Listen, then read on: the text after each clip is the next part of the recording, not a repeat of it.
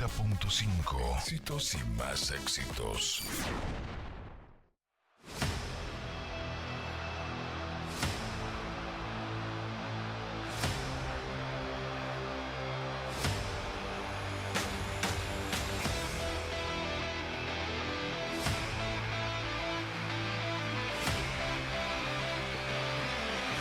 De vuelta en Última Parada, en un nuevo segmento que vamos a implementar a partir de hoy.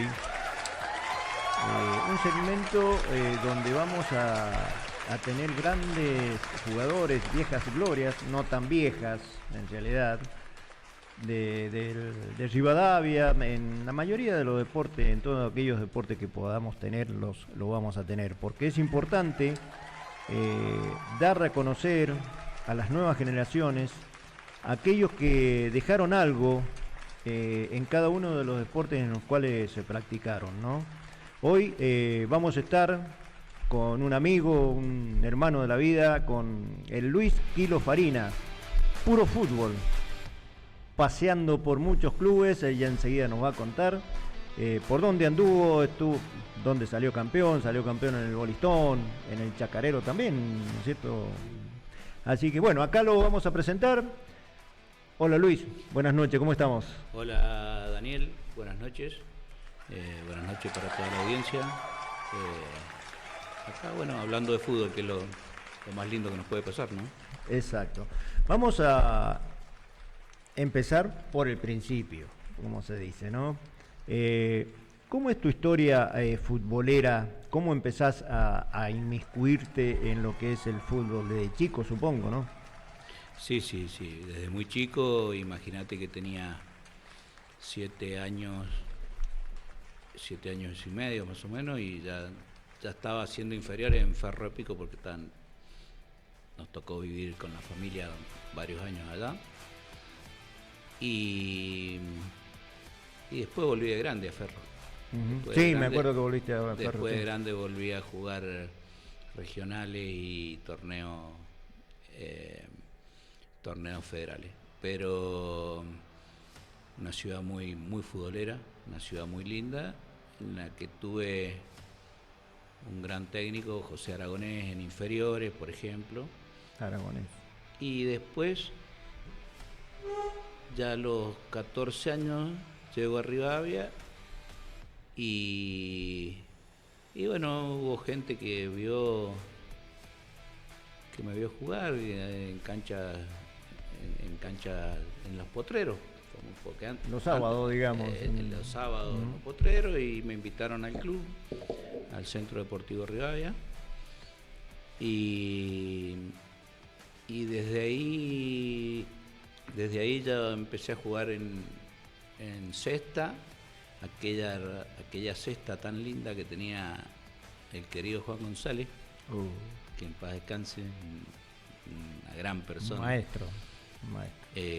Y tuve técnicos muy buenos docentes, no solo en la parte táctica y técnica, sino en lo personal, ¿no es cierto? En cómo te hablaban, en la disciplina que tenías que tener, y eso era muy importante, fue muy importante para mí. Eso te marca, claro. Te marca desde niño, cuando estuve en Pico, y después llegué y me tocaron técnicos que realmente muy buenas personas, ¿no es cierto?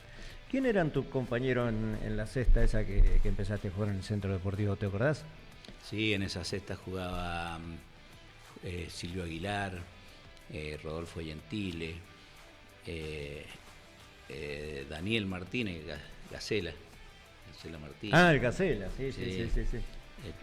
Prado, que el chico que hoy es dentista, odontólogo. Teníamos una cesta, linda cesta, y una cesta en la que salieron 3 o 4 jugadores, Zagaglia, que también, Leo, el Beto, que también tuve, no sé si lo nombré recién, la suerte de tener al padre de técnico. Zagaglia. Bueno, aquí Zagaglia, Caroso Domínguez y el Juan González. Caroso Domínguez. Han sido... Sí, tres personas que dejaban... Sabían Sabían mucho y dejaban el alma por el jugador. Sí. Y eran unas inferiores en las que la enseñanza, como te dije recién, no solo técnica y táctica, sino el aprendizaje de valores para después, si tenías la suerte de llegar a jugar en primera, significaba que, por lo que nos decían ellos, que llegar era fácil, pero mantenerse era difícil. Tal cual. Y eso lo viví en carne propia, porque imagínate que jugué 21 años en primera, 21 años en los que para mí son inolvidables. Siempre tuve club, gracias a Dios, alguna lesión leve, pero bueno, siempre respetando los códigos y valores de las instituciones y los míos principalmente. Tal cual. Inferiores. ¿Recorriste todas las inferiores? Seguramente. ¿O no? Jugué en ¿O tuviste sexta. un salto? Jugué en sexta. Me llevaron a una final de reserva, no, de quinta, que también hacíamos. Ahí hacía dupla. En realidad los tres delanteros con los hermanos Flores, que eran grandes jugadores, los mellizos Flores, Extraordinario. dos grandes jugadores que eran increíbles, tenían una, no sé, por decir, los Barros Cheloto, iban a ser crack esos pibes, pero bueno, por distintas circunstancias, después ellos son médicos ahora y... Dardo Javier y Dardo Fabián. Dardo eran iguales, hay anécdotas todo, hermosas, porque imagínate, le sacaban la tarjeta amarilla a uno, después le cambiaban la camisa, unas cosas locas. Lo hemos hecho. Jugaban medio tiempo cada uno, me acuerdo que yo los supe tener y jugaban medio tiempo cada uno. Y a veces la primera vez realmente yo era técnico y me pasaron, no sabía que se habían cambiado la camiseta, después me dijeron. Y después viene Leopoldo Brozovic, y de sexta me pasa a primera, y ya no bajo más porque al poquito tiempo viene Mario Carrasco, después de Mario ya llega el flaco, claro. Héctor Osvaldo Pitarch, que creo que es la persona que en el Centro Deportivo Rivadavia, y a mí principalmente, me dejó. Leopoldo lo tuve muy poco, era un señor como técnico. Era muy docente. Muy docente. Sí. Mario era más de oficio, sí, de decir, vamos a jugar un partido importante, de meterte en la cabeza que no podías perder una pelota. Y después vino Pitarch, que bueno, tengo 1000 anécdotas. Yo no sabía si era zurdo o derecho, porque no sabía tal vez pegarle con ninguna de las dos, pero él me enseñó. Claro. Era un fenómeno. Bueno, el otro día, te corto un poquito, estábamos hablando con el Chimango Andrada, que estaba acá en el Centro Deportivo dirigiendo, y hablábamos que el fútbol, yo le decía, el Centro Deportivo fue una cosa antes y una cosa después de Pitarch. Y él me decía que en realidad lo que pasó fue que el fútbol mendocino fue una cosa antes de Pitarch y después de Pitarch. Cambiaron tanto las cosas, tanto las formas de ver el fútbol, y no solamente del fútbol en sí, en lo que fue la cancha, sino en lo institucional. O sea, nosotros pasamos de tener, me acuerdo, pasamos de tener un camarín sucio lleno de mugre a un camarín reluciente, de tener una utilería que donde vos tenías que andar buscando un par de zapatos que estuviera sano, a tener una utilería con 2 pares de zapatos tal vez por cada uno, con sandalias, la hojota para bañarse, digo. Fue un cambio rotundo, lo que venía de otro lado, indudablemente, venía de otro lado, y eso valió mucho. Una persona muy preparada, por algo él jugó tanto en Primera, en San Lorenzo, trabajó tanto en River. Y una persona muy preparada. Él llegó acá y el cambio fue totalmente, primero en cuanto a principios,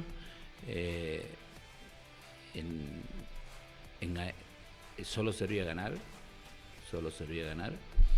El entrenamiento, en la parte de entrenamiento era junto con Carlos Núñez, bueno, vos estabas también de ayudante de campo de él y vos sabés muy bien que los entrenamientos no muchos jugadores lo terminaban. No. Eran entrenamientos muy duros, que hoy se suple con el gimnasio, se suple con otras cosas, pero los que jugamos esos años realmente eran interminables los entrenamientos, pero bueno, pero lo hacíamos con la felicidad de que después el domingo jugábamos con canchas llenas, que eso era muy importante. Sí. Jugábamos con canchas llenas, cobrábamos, que eso era importante también, cobrábamos.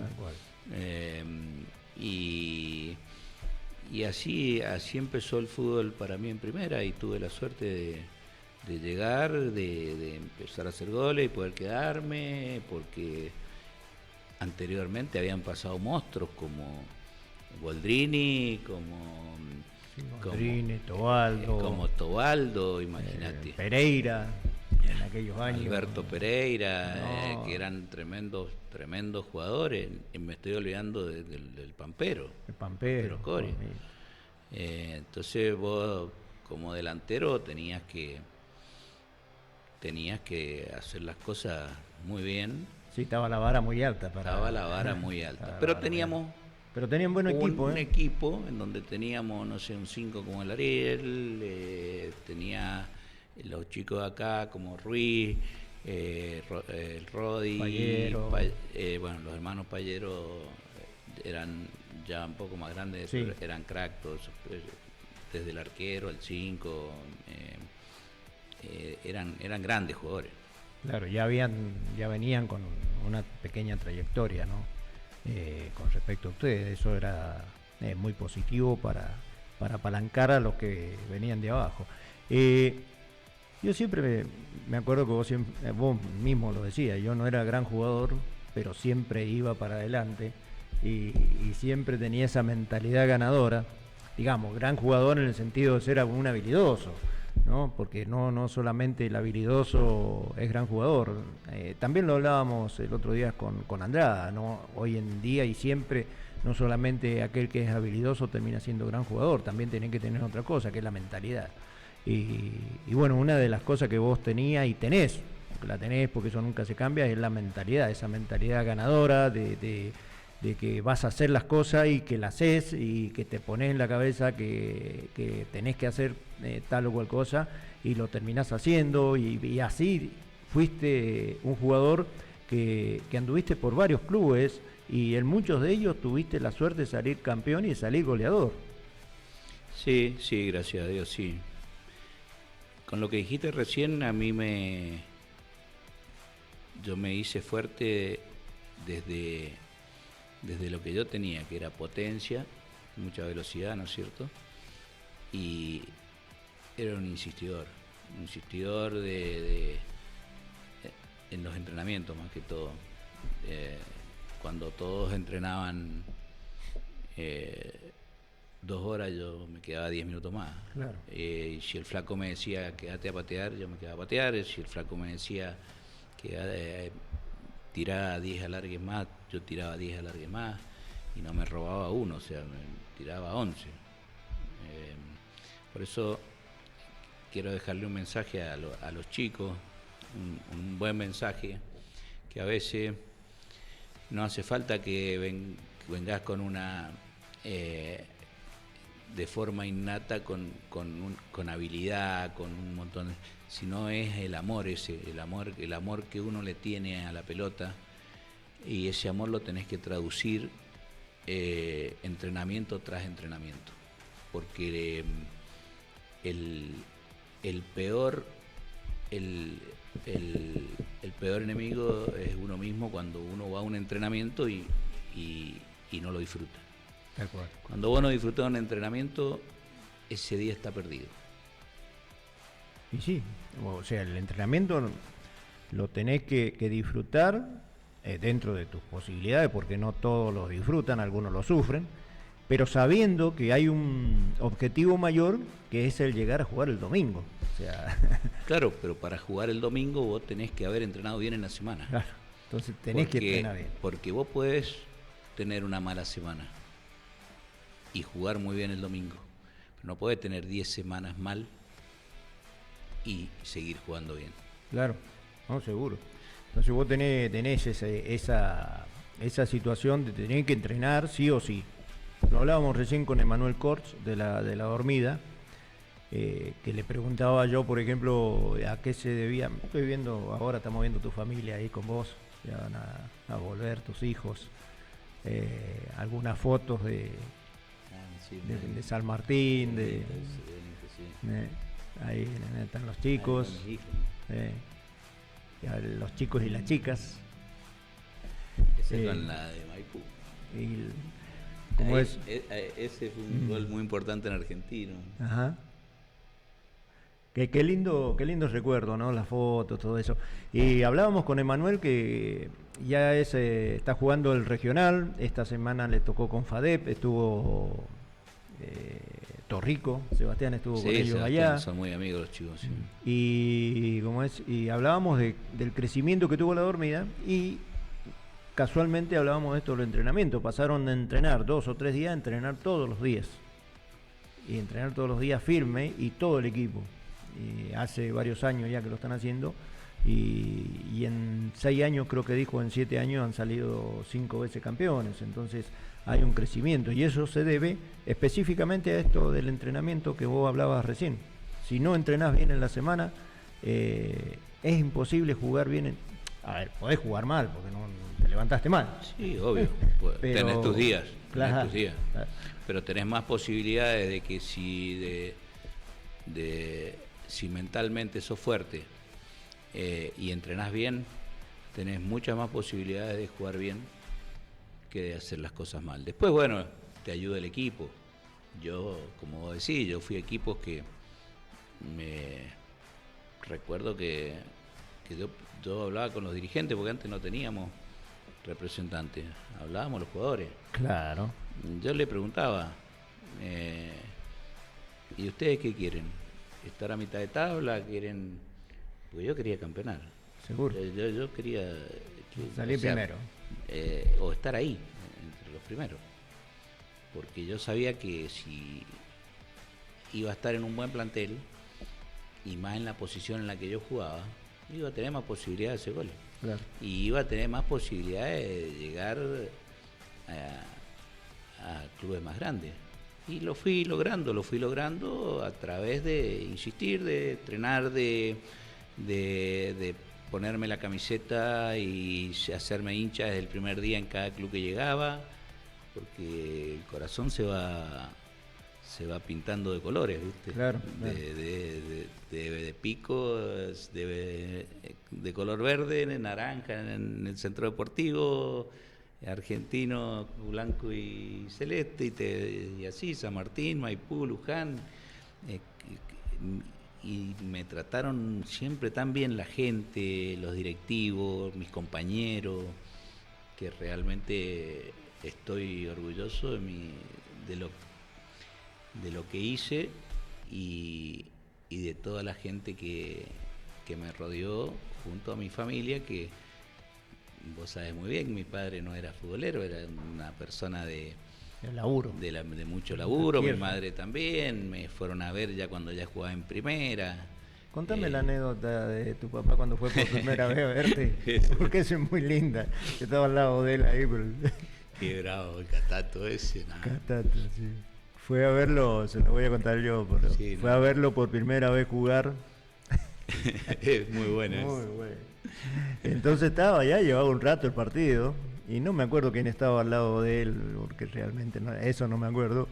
Y le preguntó que dónde estaba su hijo, dónde estaba el Luis, No sabía quién era el hijo. Qué lindo que era. Bueno, después se hizo hincha, después se hizo fanático y ya después conocía el fútbol. Pero esa fue su primera vez, creo que en una cancha, o por lo menos la primera vez en el Centro Deportivo Rivadavia. Después del Centro Deportivo Rivadavia, ¿para dónde rumbeaste? A Ferro Épico, otra vez que vuelvo. Uh-huh. Que gracias a Dios me fue muy bien también. Y bueno, tenían un equipo de Nacional B, tenían un equipo Balsichik, Servio, jugadores muy importantes. Y da la casualidad que, mira, mi técnico inferior era ayudante campo de ese equipo de primera. Ah, bien. Que era aragonés. Pero... Y estuve como un año y medio, un poco más, hasta que vuelvo, porque vuelvo con una pubialgia, una lesión que era bastante nueva, y era más que todo en los delanteros, porque era el tema de picar claro, tanto, y de insistir, y bueno, se me transformó en una lesión. Primero era leve, después se transformó en una lesión crónica, hasta que tuve que parar 6 meses, me acuerdo. Me llevaron a médicos que eran excelentes médicos, y me dijeron no vamos a operar, porque bueno, ahora lo operan, es una lesión que te agarra el aductor y el abductor. Y era tremendo poder jugar. Yo jugué 6 finales infiltrados, imagínate. Que mi madre me decía siempre: vos estás loco, ¿por qué te van a infiltrar? Y me infiltraban, porque yo quería jugar también, y aparte eran finales. No, seguro, las finales sí o sí hay que jugarla como sea, después vemos qué pasa. Las finales se juegan como sea, y se ganan como sea. Y se ganan como sean también, o sea, es así. Después regresás a Mendoza, y de ahí vas a Argentino, o tenés... No, juego, estaba José, que querido José Mendezous. José Mendezous. Para mí un padre futbolístico, junto con David. Con David. Padres futbolísticos, porque yo los quiero un montón. Y me dice: José, hay un triangular, me dice, vos que venís de la lesión, jugá para nosotros, dice, para el Centro Deportivo. Y bueno, en ese triangular tengo la suerte de jugar a San Martín, un triangular o cuadrangular, Guaymallén, San Martín y La Lepra, creo, que después se transformó en la Copa Vendimia, después de los otros años, ¿te acordás? Y bueno, pero se jugaban siempre a cancha llena. Sí, eso me acuerdo. Y ese triangular se jugó en cancha de San Martín. Se jugaban 2 o 3 partidos, y bueno, y fue corto. En el lapso de un mes se terminó, y tuve la suerte de hacer goles, y ahí me vine a buscar a Argentino. Y bueno, en Argentino me encontré con un gran equipo. Jugaban los Luceros, Gerardi, De Rigo, toda esa gente que, imagínate, en Gimnasia jugaba Perico, jugaba jugadores, por decirte, Sacone, que jugó en Gimnasia La Plata, Perico Gea, Julio Parejo. En Murialdo tenía un gran equipo que había llevado también mucha gente. Había llevado a Juana acá de Rivadavia, había llevado a Payero, a Antonio. Al Antonio. Y a Jorge Payero también. Tenía un equipazo. Es que en ese entonces también eran todos equipos. No, eran fuertes. equipos que hoy podrían estar jugando Nacional B tranquilamente. Sí, y había que ganar esos partidos. Y había que salir campeón esos partidos. Y bueno, y salimos campeón, sí, después de 36 años. Tuve la suerte de hacer muchos goles, fui el goleador del equipo. Fue muy lindo, la verdad. Había mucha pasión. el Atlético Argentino llenaba la cancha, llenaba su cancha y bueno, no nos olvidemos que se podía jugar con los dos públicos, Claro, no como claro, ahora. claro. Y la cancha de Argentino siempre fue difícil para los rivales. Y a mí una cancha de las que no me gustaba, por ejemplo, habían dos canchas que a mí o tres, Palmira, Argentino y Maipú, canchas que nunca me gustaron. Porque por el ambiente El ambiente, sí. Canchas donde tenés muy pegada a la gente, en donde el jugador de fútbol se tiene que centrar solamente en que está jugando al fútbol, porque sí, está todo al lado. te tenés que aislar, tenés que entrar a disfrutar y por ahí habían campos de juego como el Centro Deportivo que en la época del Flaco Pitar era un billar, porque era un billar y bueno, hoy está como se puede, porque también la parte económica no les permite hacerlo. Pero yo me acuerdo que cuando jugábamos con el Flaco acá, era un billar la cancha. No solamente un billar pesado. Aparte no la ocupaban todas las inferiores, no la ocupaban, jugaba la primera. Jugaba primera división, se entrenaba jueves y viernes en la cancha, después se entrenaba en otras canchas.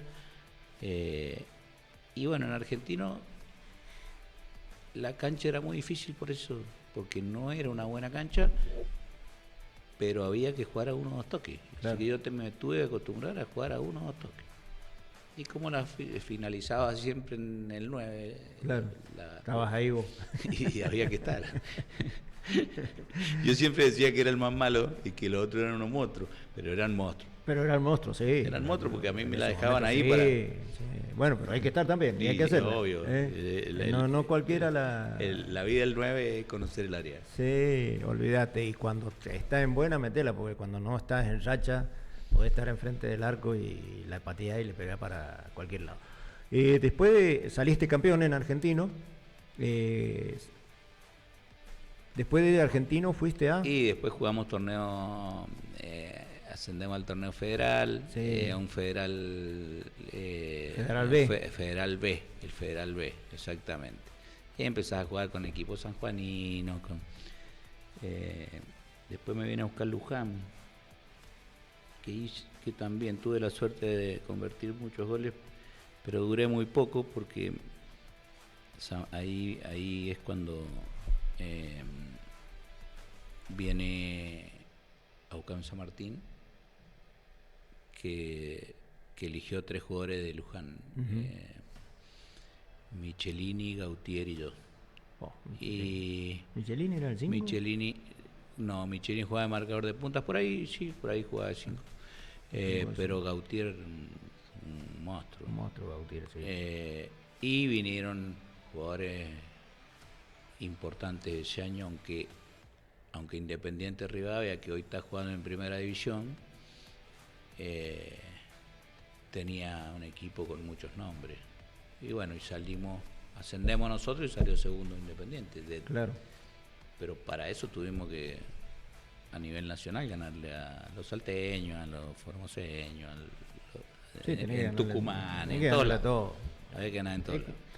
Es como decíamos recién en una parte de la conversación, querés llegar, tenés que ganarle a todo y cara de fierro con todo, ¿no? Y cuando entras a la cancha, si no querés ganar, mejor quedate en tu casa, si no tiene sentido. Y el fútbol es así. El otro día hablando no sé con quién estaba hablando, me decía, pero qué injusto del fútbol, porque dice, vos ascendiste a la B Nacional y de ese equipo de 30 quedaron 12 jugadores, que yo gracias a Dios pude quedar, ¿viste? Le digo, pero no es así. Vos cuando ascendés, vos dejás, o salís campeón, vos dejás una marca que es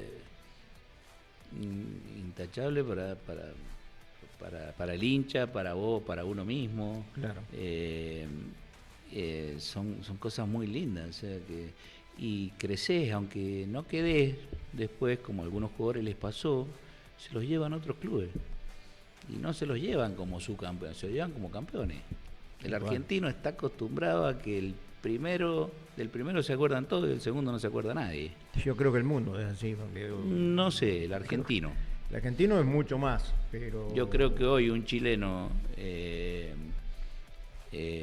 no sé si un chileno, pero no sé, un país más tranquilo, aunque sea europeo, como sea, te festejan clasificar a un mundial, te festejan clasificar. Claro.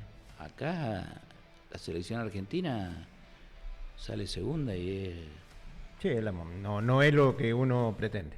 y no es lo que pretenden. No es lo que uno pretende, en realidad. Sí, hay mucha diferencia en cuanto a la hinchada argentina con respecto a otras hinchadas.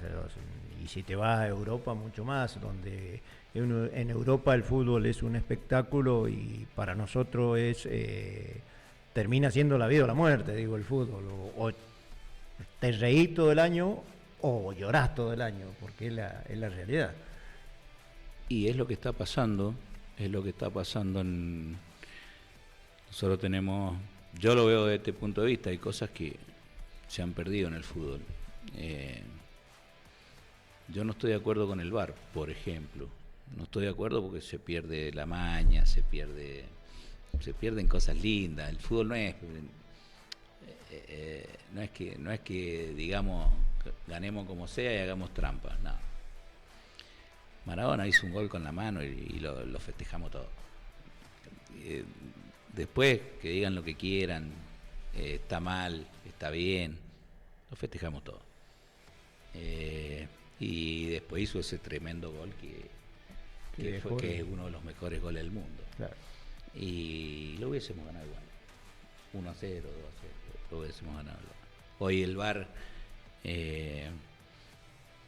está manejado igual por personas físicas que se equivocan, que hacen un gol y hay que esperar 5 minutos para cantarlo, o lo cantaron y después se lo anulan, y también se equivocan muchísimo.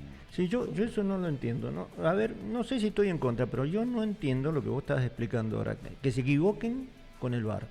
Que estén 5 o 10 minutos por una jugada, cuando en Europa, vamos a ser realistas, esa misma jugada, 30 segundos ya la tienen definida. O sea, no se demora mucho. Yo creo que el VAR, por ejemplo, ¿dónde se equivoca el VAR? Y en las posiciones adelantadas. No podés cobrarle a un tipo porque la uña está adelantada.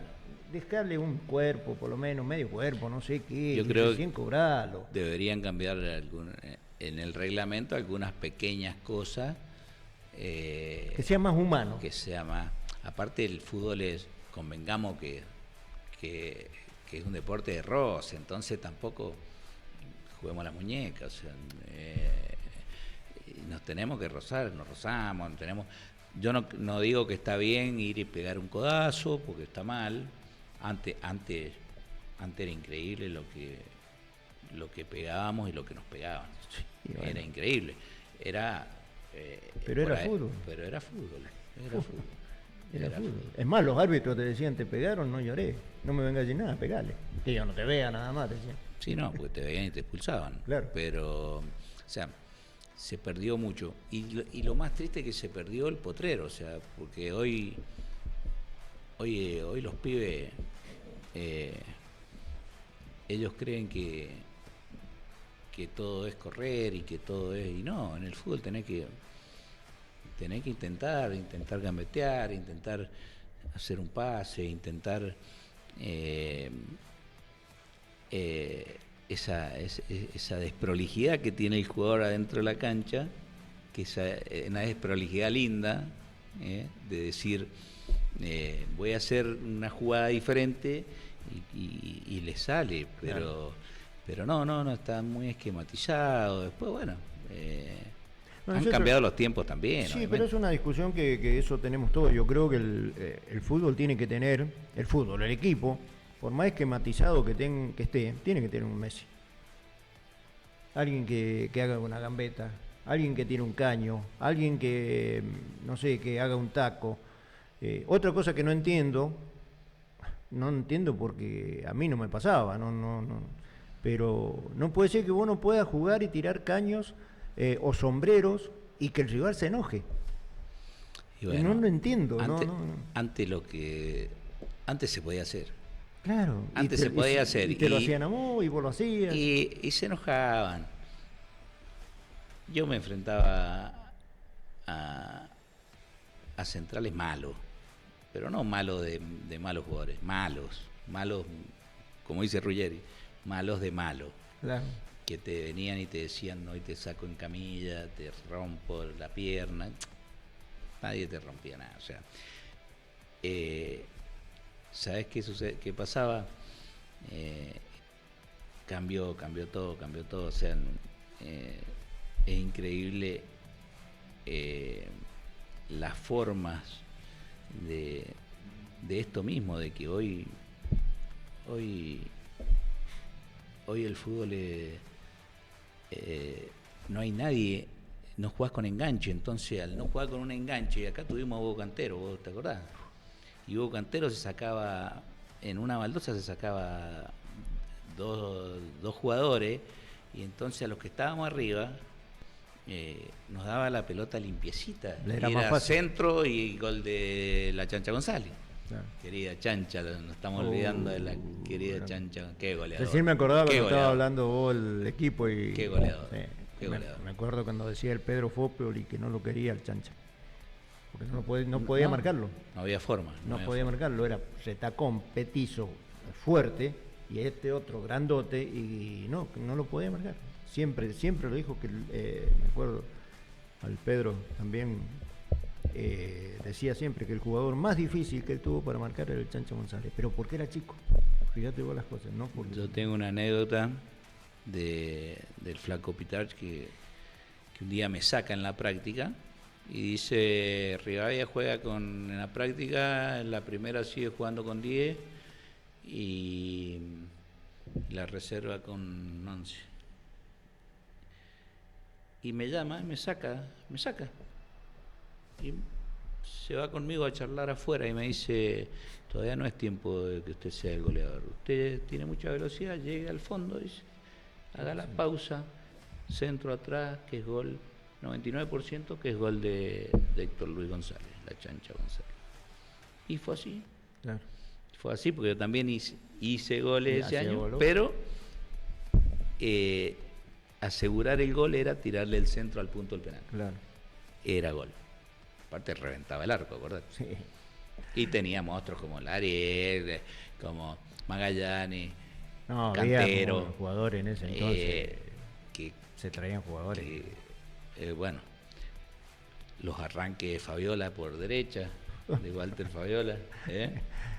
Bueno, hay una anécdota, no anécdota, sino anécdota, vamos a ponerle. Por ejemplo, el profe Castelli, para él, nunca veo un tipo tan rápido como Fabiola. Cuando fueron a entrenar, que fue el Rodi, fue Fabiola, no me acuerdo, creo que fue... El Ariel también fue. ¿Quién? El Ariel, bueno. El profe Castelli era un tipo que Sí, medía sí. todo. Y dice que nunca había visto una persona tan rápida en 100 metros, por decirte así, 100 metros menos, 50 metros, porque los 100 metros Sí. más rápido era más rápido el David que el David, Cata. el David, sí. Pero en 20, 30 metros no había quien le ganara. No, era increíble. Y un tipo tan fuerte, por ejemplo, como Payero, el Jorge, tenía una voz de personaje. Jorge. Y bueno, pero bueno, también Fuerte de pierna, ¿no? Tenía una pierna que son 2 mías o 3, no sé. Araba él, no tiraba él el arado, no el caballo, en la finca. con el Jorge Payero, imagínate cuando jugamos juntos. Claro, Era uno por derecha, el otro por izquierda, y olvídate, era arrastrarte hasta los barcos. No, hicimos dupla en Luján. La verdad que Jorge era increíble. Y mucha potencia. Y sí, mucha potencia. Llegaste a San Martín, saliste campeón, fuiste a jugar La B Nacional. La B Nacional. Después. Y después después voy a Maipú. Después voy a Maipú. Tuve un paso muy lindo por Maipú. Que, bueno, he visto que Maipú siempre lo manejaron la familia Perduti. Y el gringo me quería, me decía que fuera, que ese año tenía la posibilidad de arreglar con otros clubes, y me fui a Maipú y elegí bien, porque también salimos campeones, ascendimos, fue algo muy lindo, la verdad. Que ¿Y cómo fue que decidiste o te decidieron, una lesión, lo que sea, no jugar más ya profesionalmente? Porque cuando en realidad o yo dejaba el fútbol o el fútbol me dejaba a mí. Claro. A los 39 años, cuando me vengo a retirar, a Rivadavia, estaba andando muy bien. Todavía me sentía muy con ganas de entrenar, tenía 37 años y medio, más o menos. Y fue un año muy lindo, pero los últimos 6 meses, ya con 39 años, ya me empezó a costar todo eso. Y me pasaban cosas dentro del área que antes no me pasaban. Es como que perdés reflejo, perdés, no llegaba conociendo el área como ninguno, porque vos a esa edad, cuando más conocés el área, ya mis compañeros también, tus mismos compañeros empiezan a perder esa confianza en vos, y un día dije, hasta acá llego. No. Michael Jordan decía que perdía un paso. Ese paso que perdía, que vos no lo podés recuperar porque ya la edad no te deja recuperarlo. Claro, porque y todos los jugadores a cierta edad les pasa eso, por eso mismo juegan muy poco, o se lesionan mucho, o los termina dejando el fútbol. Claro. Es preferible dejar uno el fútbol que el Yo creo que hay muchas lesiones que son lesiones psicológicas, ¿sí? Muchas creo que son lesiones porque no soportan la presión, muchos jugadores, de tener que jugar un partido, de la importancia que hoy en día tiene un partido. Estoy hablando de la liga profesional, y eso le produce un estrés emocional que terminan lesionándose. Yo, si no entiendo cómo ha pasado una vida sin lesiones y después juega 2 partidos, no lo tocan, pero se lesiona. Y yo lo vi en muchos compañeros, porque yo estuve muchos años concentrado, que te concentraban desde el viernes y te largaban el domingo cuando terminaba el partido. Y vos le mirabas el semblante a tu compañero, y le mirabas la cara, y te concentraban el viernes, estaba todo bien. El sábado ya estaba medio blanco. Claro. Y le preguntaba, che, ¿qué te pasó? Claro, ¿Qué te pasó? No, que no dormí bien anoche. Y tenés que dormir bien. Sí. Pero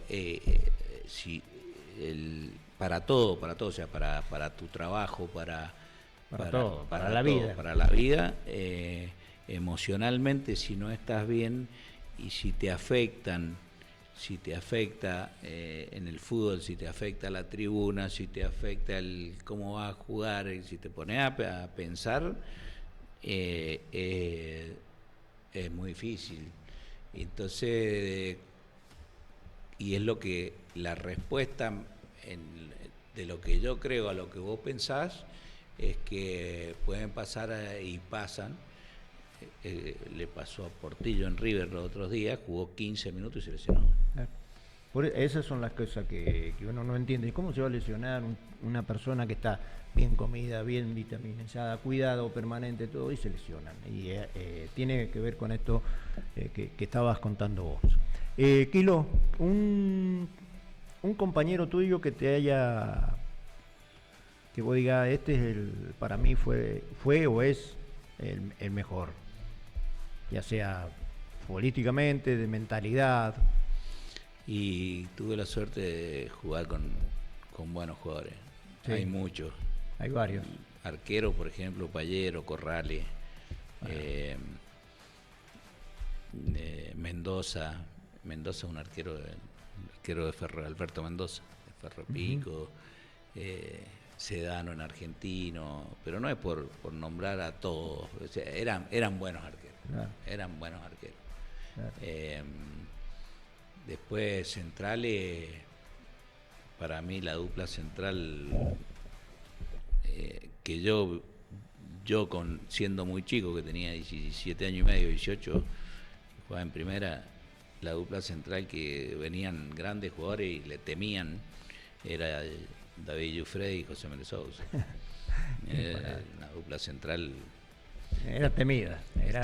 El Tano Jiménez en San Martín, Magistretti, hablando de duplas, por ejemplo. Sí. Gautier como marcador de punta, el Panza Videla, jugadores 5 como el Ariel, no sé, 5 te puedo nombrar, bueno, Robindo, 5, increíble. Los Luceros en Argentina, todos eran buenos. Sí. Todos en su puesto éramos. El central era un monstruo, el Emeterio, el 8 era un monstruo y el 10 era un técnico que te haya, vos me nombraste varios técnicos, ¿no? Me nombraste a Juan González, a Gaglia, a todos esos chicos, al Flaco, a Pitarch, pero un técnico que te haya, que vos digas, este me marcó, no es que sepa o sea mejor, sino que este me marcó más que todos. ¿Cuál fue para vos el que más te marcó, el que más te dejó, digamos, algo que vos lo supiste después aprovechar? Y José Aragonés, porque lo tuve en inferior y después en primera. El Flaco, obviamente, un monstruo. Pitar era a mí me marcó muchísimo. A mí me enseñó en un año y medio, me enseñó lo que a otro le cuesta, no sé, 5 años. Claro. Alberto Garro. Alberto Garro por algo ascendió a San Martín y a Independiente. Claro. A Godoy Cruz, perdón, a Godoy Cruz. Son técnicos que realmente... Cada uno con lo suyo, porque son diferentes... Sí, eran diferentes. Después, por ejemplo, Juan Muñoz en Argentino,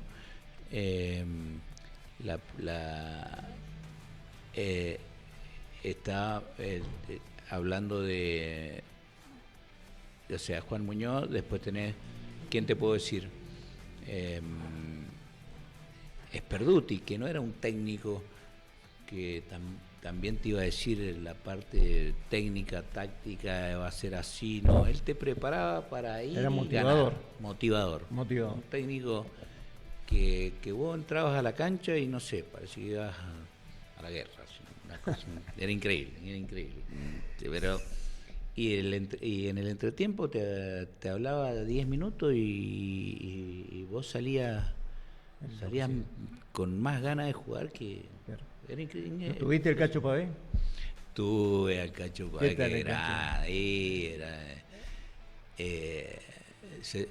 que sentí mucho cuando me dijeron que murió, porque él vino en un momento, lo tuve que él vino más que todo a dar una mano al club, y bueno, con él hay 1000 anécdotas. Era un aparato. Se sabía, te contaba 100 cuentos y no te repetía ninguno. Extraordinario, Pero extraordinario. también sabía mucho de fútbol. Lo que pasa que no estuvo mucho, pero sabía mucho. Sí, sabía. Lo que pasa es que era una persona que iba a divertirse, ¿sí? Sí. Iba a divertirse. Yo recuerdo, a ver, pasé tantos años dentro del club y he sido ayudante de campo de casi todo. Y por ahí me acuerdo de las anécdotas del Cacho, del José y del David, de toda esa época, me río solo, me preguntan que qué te pasa. Y te imaginas entrar a un camarín y decir, muchachos, ya vengo, me voy allá a la cancha Independiente porque allá si hay un partido, acá que me voy a quedar a verlo usted. Era bravísimo. No, era bravísimo. Y le Ah, che, muchachos, a ver, vos y a ver, Fernando, Luis, Daniel sabés a la barrera. Bueno, profe, no hay ningún... No, bueno, nada, acá están en papel, Virome, me firman todo, porque después se borran, cosas así, digo... Y vos decías, pero estamos a minuto de un partido. Bueno, pero antes los técnicos nos ponían obligaciones.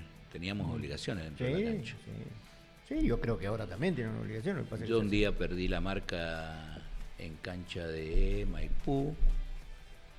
Me tocaba marcar a Sergio Funes. Y vos no podías en el córner perder la primera pelota y tampoco la segunda. Claro. Entonces logro que en la primera pelota no cabecee Funes y ¿qué hace el delantero? El delantero quiere atacar, dejé la segunda pelota y la segunda pelota vuelve, cabecea a Funes, pegó en el travesaño. Me tuvo toda la semana viendo esa jugada el flaco. Porque si era gol creo que no jugaba más. No, olvídate. Porque él te ponía obligaciones. ¿Vos te acordás lo que le pasó al Juan en la cancha de Boca? Al Juan Aba, no me acuerdo si vos estabas. Juan Aba, cancha de Boca, tiro libre. Sí. Barrera. Tira... No estaba, de ello. estaba en pico. Salta el Juan con la mano abierta, penal. El Juan estuvo 3 meses sin jugar. Sí. Y todos los días Le le decía lo mismo. Este no juega porque es un cagón. Perdona la audiencia, ¿no? Porque es un cagón. No se la banca. Levantó las manos, no hicieron un gol. Y perdimos 1-0, ¿viste? Realmente esas son las enseñanzas que nos han dejado. Cometías un error y lo pagabas carísimo. Sí. Es que era el error, y tenía razón, porque yo me acuerdo el flaco que les decía, el error de Aba le costó a ustedes plata. ¿Te acordás que le pagan los puntos, toda esa historia? Bueno, le costó plata. Esa plata es la familia, es la leche del nene, es la... Sí. Uy, Dios, lo que te decía. Era increíble. Así que, bueno, ya estamos llegando al final del programa. Hemos pasado un lindo momento. Hemos sabido, hemos contado un poco la vida futbolística de Luis Quilo Farina. Seguiremos con otras personajes, personalidades, como quieran llamarlos, que dejaron y que hicieron mucho por el deporte, en este caso el fútbol, del Centro Deportivo Rivadavia y de todos los clubes donde pasó Quilo. Hoy, ya con sus hijos grandes, con sus chicos grandes, le preguntaría... Soy abuelo también. Abuelo, tiene razón, abuelo. Profesor. Soy profesor. Técnico. Soy profe de materia jurídica y contable. Soy técnico recibido. Bueno, una linda vida. Amo el fútbol. Una linda vida, ¿no? Te peleas conmigo por me River y peleo con Boca. vos por River y Boca. Tengo una hermosa familia, tengo hijos, bueno, estoy de novio, tengo nietos. De tu familia, ¿sabés quién es mi preferida? ¿Quién puede ser mi preferida de tu familia? De tus hijos. ¿De mis hijos? Sí. Y... Hay una que es preferida. Una, ya te estoy diciendo. Sí, ya está. Y me salió hincha Boca. Así que... Imagínate que, bueno, pero la hicieron hincha de Boca a los abuelos, porque los bueno. hinchas de Boca los hacen. Y sí. Los de River sí, no hacemos. Sí. Ponele. Bueno, Kilo, te agradecemos mucho la presencia y por último, siempre me gusta preguntarle a la gente lo siguiente. ¿Quién es el Kilo Farina? Para el Kilo Farina. Una persona simple que nació con una pelota en la cabeza, que de niño vivía en una finca, con la finca de mis padres, y soñaba jugar al fútbol, y estaba horas con una pelotita plástica o con cualquier, hasta de media, pegándole a la pared. Y bueno, ya después tuve la suerte de poder transformarme en, no sé si en un gran jugador, pero para mí estoy muy satisfecho con mi carrera futbolística. Sé lo que me costó, sé lo que me costó en todos los aspectos, porque era muy duro, pero me fue bien. Soy un padre muy abocado, pero muy abocado a mis hijos, más aún ahora que tengo mi nietito Benillo, y bueno, no la paso bien como todo el mundo, pero estoy tirando como todo el mundo. Es la Argentina y es el país que nos toca. Me conocen mucho también porque vendo autos, pero hoy está difícil vender autos. Sí. Está difícil todo. Está todo difícil. Y me considero un tipo, como te dije recién, simple, común. Bien. Que me gusta estar tranquilo. Me gusta compartir cosas con mis hijos, ver a mis padres, ver a mis hermanos, pasar tiempo con mi pareja y no molestar a nadie, que eso es lo más importante. Perfecto. Bueno, ya llegamos al final de la nota y como decía recién, muchísimas gracias por venir, Luis. Y te agradecemos con Fernando que estés, hayamos tenido la posibilidad de contar un poco la vida de no solo deportiva, sino también privada, un poco privada de lo que es Luis Farina. Muchísimas gracias, Luis. Gracias a ustedes, gracias y un abrazo a la audiencia. Y quiero dejar un mensaje para que el fútbol del Centro Deportivo Rivadavia siga creciendo. Sé que hoy hay nuevos dirigentes. Yo vi el trabajo de la dirigencia anterior y creo que fue bueno, porque yo veía cosas lindas en el club y Dios quiera que siga avanzando. Están en buenas manos, están los chicos Godoy, está Rodrigo, que fue compañero de fútbol mío y también fue, cuando fui técnico lo dirigí, así que Lucho Navarro, están todos, hay buena gente, hay buena madera, hay buena madera.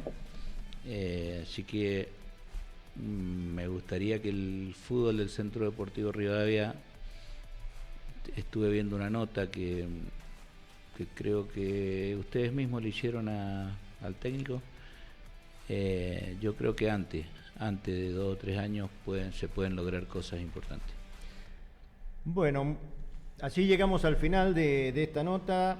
Sin antes de comentarles, antes de irnos, le vamos a comentar que el básquet tuvo un debut auspicioso contra Hindú Club de Córdoba, ganándole por 83-70. Vimos un renovado estadio de básquet con camarines estilo NBA, muy lindo, la verdad que muy interesante. En el fútbol, el miércoles el Centro Deportivo empató con Talleres y ayer en la cancha en el Víctor Legrotaglie Gimnasia perdió 3-1. Pero como decía Andrada, están en camino de lograr un objetivo y ese objetivo, como decía el Kilo, seguramente se va a lograr antes de lo pensado. Así que nada más por hoy, ya nos estamos yendo. Muchísimas gracias, Fernando, en los controles, y muchísimas gracias a la audiencia por estar siempre pegada a los parlantes, dijéramos nosotros, o al streaming. Y nos estaremos encontrando el viernes próximo con otra oportunidad de Última Parada por la 95 Ciudad FM, donde vive tu música.